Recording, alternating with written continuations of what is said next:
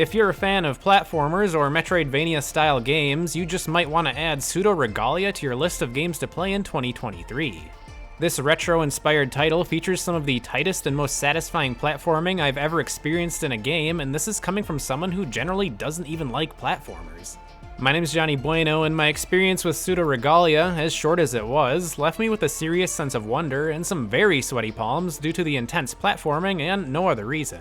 The game starts off in a dungeon as you take control of our protagonist Sabile, who appears to be some sort of high-flying hybrid mix of a goat, a bunny, and a cat. As Sabile, you explore a vast, mythical castle apparently located in the realm of sleep.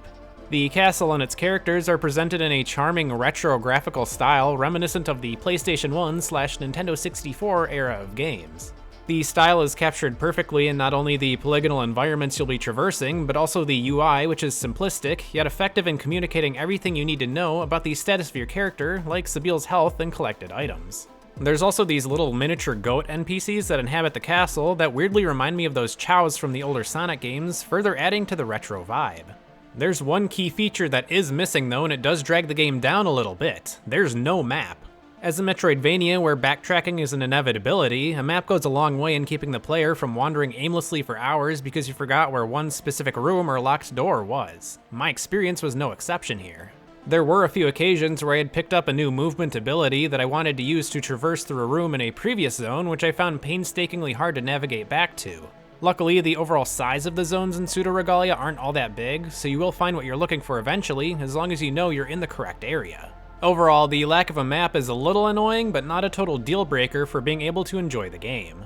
While some of the first few zones in the game might not have a ton of variation background-wise, as they're all just different parts of the same overarching castle, the actual tone of each area is quite varied, and the music is a big contributing factor here. Especially in later areas like the Underbelly, which is much darker and mysterious, and evokes feelings of being trapped in some weird underground rave.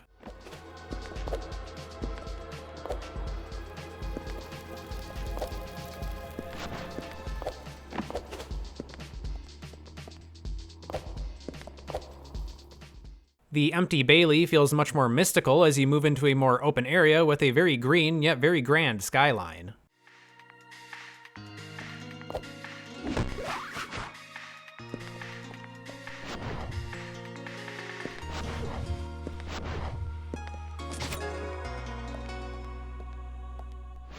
This approach to crafting the tone of each area is quite effective, and I think the developer does a great job at setting the zones apart from one another.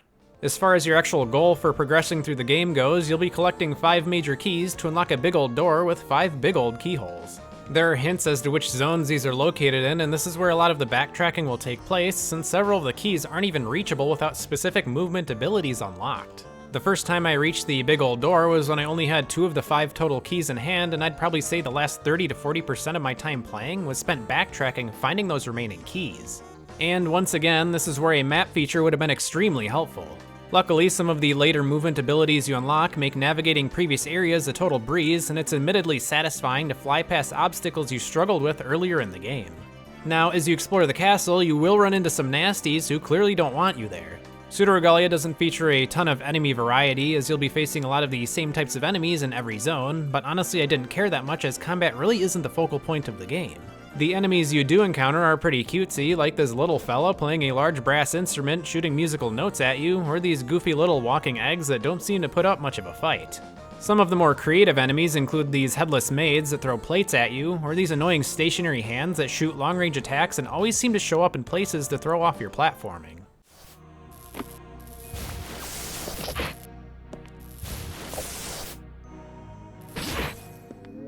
As I mentioned, combat isn't really the main feature of Pseudoregalia, and the developer definitely knows this in that the enemy encounters are actually pretty sparse in most areas. Most of the time you'll be running, jumping, and climbing, and you'll only encounter enemies every so often between your intense parkour sessions. I really like this pacing as you're able to enjoy the game's platforming without constantly being interrupted by enemies looking for a fight and knocking you around. They're placed intelligently in a way that keeps you on your toes, but I found that they typically didn't show up in sections of zones that featured some of the more difficult platforming puzzles.